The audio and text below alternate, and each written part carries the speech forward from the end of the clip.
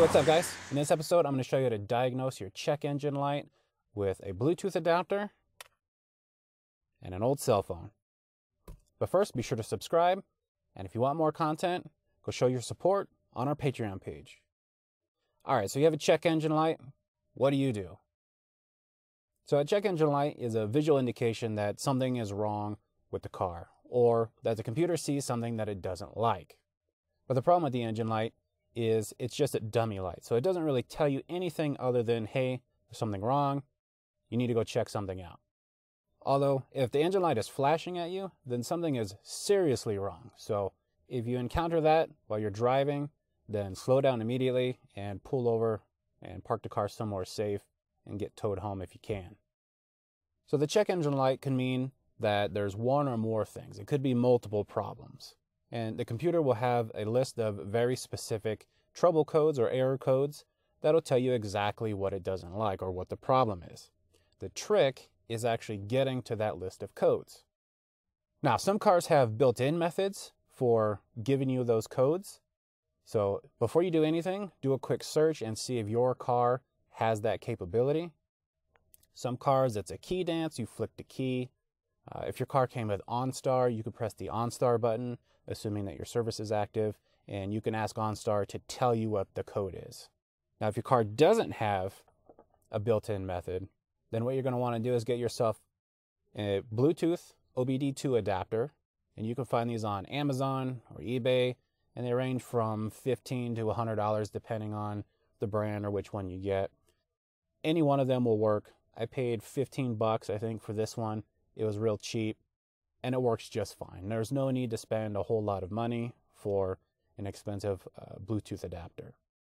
And then you just need to download an app on your Android device, and that's it. Now, once you have an adapter, you'll need to plug it into your OBD2 port, which you can find under the dash on the driver's side. Now, all cars from 1996 up have an OBD2 port since it's required by law, so your car will have one. Once you have it plugged in, you'll need to turn your car to the on position. Don't start it, just turn it to the on position, and that way the computer and the adapter both get power.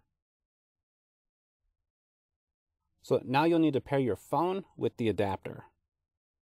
Now all adapters come with instructions, so be sure that you read the instructions.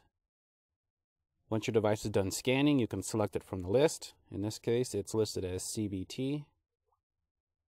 Now the devices will ask you for a password. It's usually 1, 2, 3, 4.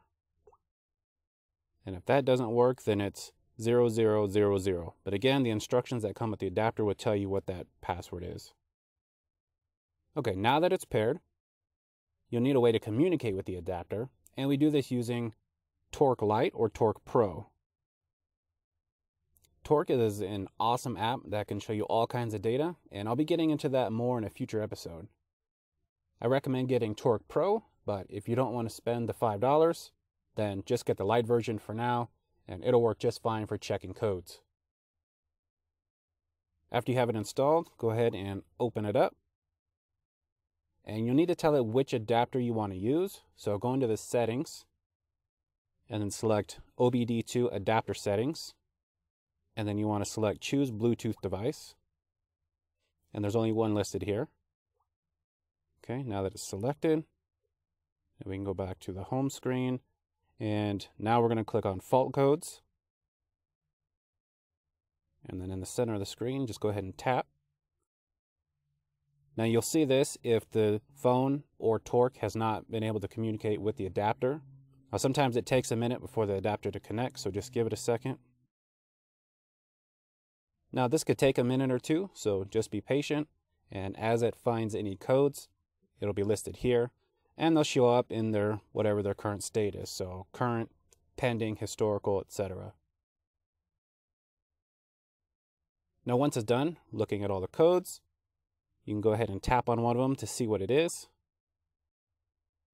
And of course, it's usually not very helpful. So go ahead and you'll take this code and you'll pop that into Google. And you're going to have to do that anyways to try and figure out how to fix it. So I wouldn't worry too much about trying to get information about the code from the app. Now, once you have fixed the problem, or you just don't really care about the codes, you can go ahead and clear the codes by accessing the menu. You want to select Clear Faults on ECU, and you can read through this if you want. Click OK. And it might take a little bit of time. All right, no more codes. And you can see the check engine light has gone off. No more engine light. All right, so that's it for this episode. Be sure to subscribe, and if you found this video helpful, click that like button or leave a comment below. Thanks for watching.